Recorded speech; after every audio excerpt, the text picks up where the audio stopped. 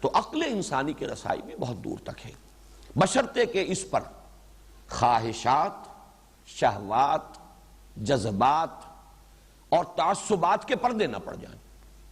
تعصب ہے، ضد ہے، ہٹ درمی ہے، کسی کی بات کسی صورت ماننی ہی نہیں ہے، ہر صورت میں اس کی تو مخالفت کرنی ہی ہے، عناد ہے، دشمنی ہے، شقاق جسے کہا گیا ہے فَإِنَّمَا هُمْ فِي شِقَاق، زدم زدہ میں، وہ دوسری بات ہے۔ تو اس کی فیکلٹی جو ہے ریزننگ کی وہ کلاؤڈ ہو جائے گی، اس کے اوپر غبار آ جائے گا، وہ صحیح رخ پر رہنمائی نہیں کرے گی۔ لیکن اگر شہوات و جذبات و خواہشات و تعصبات سے آزاد ہو تو عقل انسان کو بہت دور تک لے جاتی ہے۔ اب آپ نوٹ کیجئے کہ فطرت سلیم کے یا فطرت سلیمہ کے مظاہر کیا ہیں۔ یہ میں چاہتا ہوں کہ یہ بات ذرا خاصی تفصیل کے ساتھ عرض کر دوں، اس لیے کہ ہمارے درس قرآن میں پھر یہ مضامین بار بار آئیں گے، صرف حوالہ کافی ہوگا انشاءاللہ۔ اس کے دو مظہر ہیں۔ فطرت اگر سلامتی پر، صحت پر برقرار ہے، یا اگر کہا جائے اگر وہ پرورٹ نہیں ہوئی ہے، اس کے اندر فساد پیدا نہیں ہوا ہے، صحیح ہے، سلیم ہے، تو دو چیزیں ہوں گی موجود۔ ایک ہے جذبہ شکر اور جذبہ رحم۔ یہ در حقیقت ایک ہی کیفیت کے دو رخ ہیں۔ شکر کیا ہے کہ اگر آپ کے ساتھ کوئی بھلائی کرے، آپ کی کوئی ضرورت پوری کرے، آپ کی تکلیف میں آپ کی کوئی مدد کرے، تو ایک خاص رد عمل طبیعت کے اندر ابھرنا چاہیے، جسے ہم تشکر کہتے ہیں۔ احسان مندی کے جذبات قلب میں ابھرنے چاہیے۔ اگر نہیں ابھرتے، بے حس ہو گیا انسان، منعم اور محسن کے لیے یہ جذبات تشکر اس کی فطرت سے، اس کے قلب کی گہرائیوں سے یہ چشمہ نہیں ابلتا، تو معلومہ سوتا خشک ہو چکا، فطرت پرورٹ ہو چکی۔ اسی کا دوسرا رخ ہے رحم۔ دوسرے کو تکلیف میں دیکھ کر، دوسرے کو احتیاج کی کیفیت میں۔ شکر ہوتا ہے جب آپ کی تکلیف میں کسی نے آپ کی مدد کی، آپ کی کوئی احتیاج کسی نے پوری کی، آپ کو کوئی انعام دیا، آپ پر کوئی احسان فرمایا، تو اس کے جذبے، اس کے بدلے میں، اس کے جواب میں شکر پیدا ہوگا۔ لیکن آپ نے کسی کو دیکھا تکلیف میں، احتیاج میں، مصیبت میں، اور آپ اگر اس کی صلاحیت رکھتے ہو، وسعت رکھتے ہو کہ اس کی مدد کر سکیں، تو اب آپ اس کی طرف متوجہ ہوئے مدد کرنے کے لیے، ایک جذبہ آپ کے اندر ابھرا، یہ رحم ہے۔ یہ دو جذبات در حقیقت ایک ہی تصویر کے دو رخ ہیں، اور یہ فطرت کی صحت و سلامتی کی شرط اول ہے۔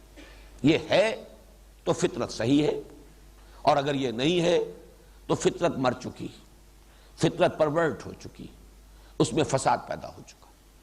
دوسری شے لازمی ہے اخلاقی حس، نیکی اور بدی کا امتیاز اور شعور۔ یہ نیکی ہے، یہ بدی ہے، یہ خیر ہے، یہ شر ہے۔ یہ بھی قرآن کہتا ہے کہ نفس انسانی میں ودیت شدہ چیز ہے یہ، فَأَلْهَمَهَا فُجُورَهَا وَتَقْوَاهَا۔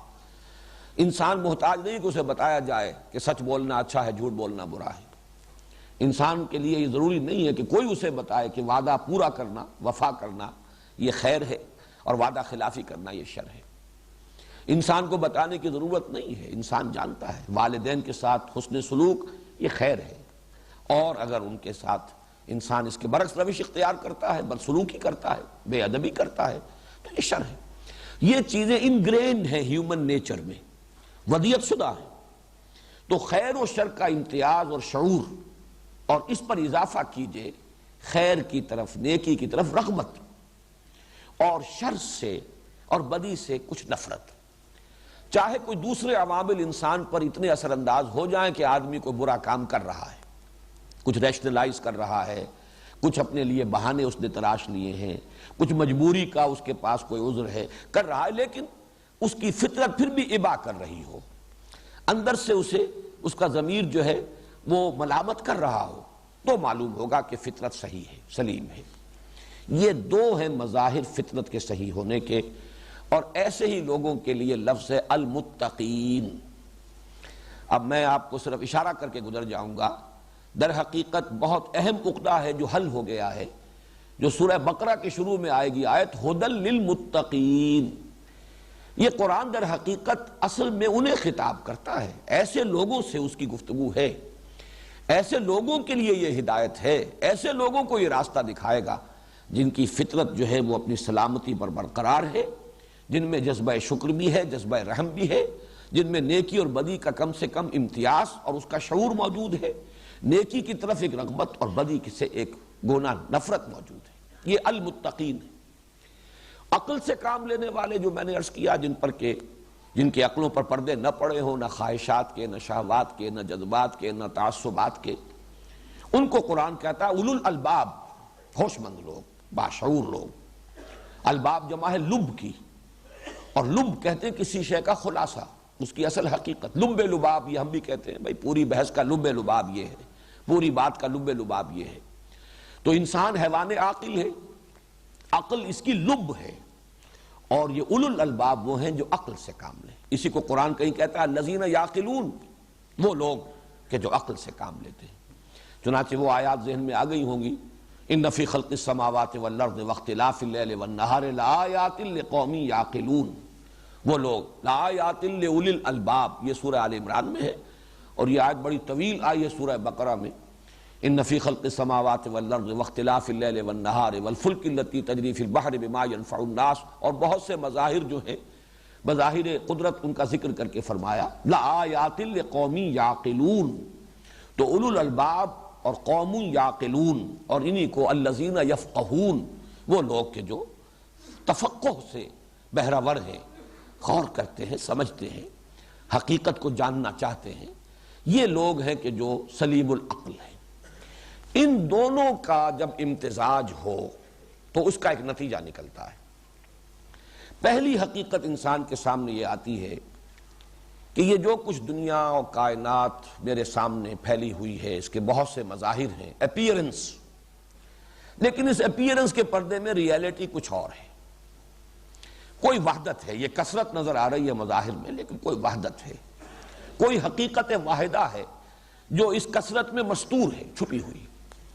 جیسے کہ اصغر گونڈوی کا بڑا پیارا شعر ہے کہ ردائے لالہ و گل پردہ ماہو انجم، جہاں جہاں وہ چھپے ہیں عجیب عالم ہے. یہ تمام کائنات جو ہے یہ مظاہر ہیں، یہ آیات ہیں، یہ نشانیاں ہیں. کوئی اور ہستی ہے، کوئی معشوق ہے اس پردہ زنگاری میں، کوئی اور چھپا ہوا ہے. پہلی حقیقت تو یہ ہے کہ جو عقل، صحیح عقل سے جب سلیم الفطرت انسان کام لیتا ہے تو اس پر منکشف ہوتی ہے. اسی کے سلسلے میں کنفیوشس کا یہ قول نقل کر لیجئے اور یہ نوٹ کر لیجئے کہ there is nothing more certain, nothing more real than what cannot be seen, and there is nothing more certain than what cannot be heard. ان آنکھوں سے دیکھی جانے والی حقیقتوں اور ان کانوں سے سنی جانے والی باتوں سے کہیں زیادہ یقینی چیزیں وہ ہیں اور حقیقی چیزیں وہ ہیں جو نہ ان آنکھوں سے دیکھی جا سکتی ہیں، نہ ان کانوں سے سنی جا سکتی. حقیقت جو ہے وہ ہمارے حواس کی سرحدوں سے کہیں دور ہے، کہیں ماورا ہے. پھر یہ کہ جذبہ تشکر انسان کا، اب میری زندگی ہے، میری احتیاجات ہیں، میری ضرورتیں ہیں، یہ بہم پہنچ رہی ہیں، میرے والدین ہیں، میری ماں کی مامتا، میرے والد کی محبت، میرے بھائیوں اور بہنوں کی اخوت، ان کی محبت، پھر میری قوم جو میرے لیے ایک حفاظت کا حصار ہے، میرا قبیلہ ہے، پھر یہ تمام ارض و سما، یہ سورج اور چاند اور یہ ہوائیں اور پانی، میری ضرورت کی چیزیں ان سے بہم پہنچ رہی ہیں. لیکن یہ کہ اصل رب کوئی اور ہے جس کے قبضہ قدرت میں یہ سارا کارخانہ قدرت ہے. یہ عقل کی دوسری چھلانگ ہے. یقیناً ان چیزوں سے یہ سب کچھ ہو رہا ہے. فصلیں پکتی ہیں سورج سے، ہوائیں چلتی ہیں تو بادل آتے ہیں، بارش برستی ہے، یہ ساری چیزیں ہیں.